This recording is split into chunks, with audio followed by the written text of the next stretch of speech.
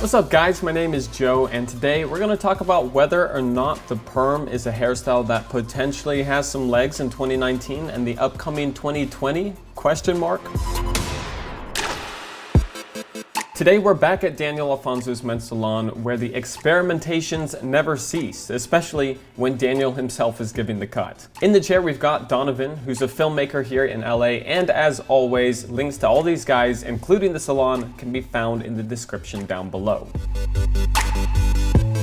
So we're gonna go ahead and jump right in. Daniel is giving Donnoven a perm today, and to be honest, this is the first time I've ever actually seen how perms are made. I always knew that it was a process, but I didn't really know what was involved. To give you the simplified version, Daniel separates the hair on top by rolling sections and pinning them in with what looks like miniature carrots. Okay, best way to put it. Then he uses a solution that treats the hair, causing it to permanently stay in the curled position. And fun fact, you can go for tighter or looser curls depending on the width of the rollers used. After this, you throw a plastic bag over the top for good measure, and of course to make sure that nothing gets knocked out of place, and you leave the human head for, around 45 minutes to soak in its new juices before applying one last solution and rinsing it all out.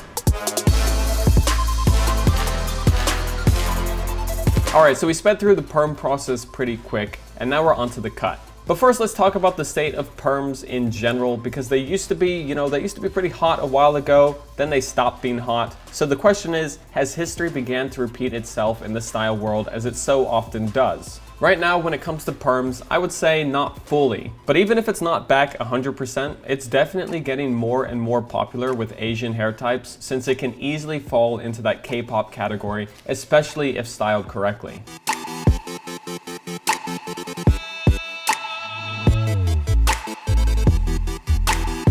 Speaking of styling, Daniel is given a K-pop inspired haircut by sharpening the edges and sideburns, but not going too short on the back and sides.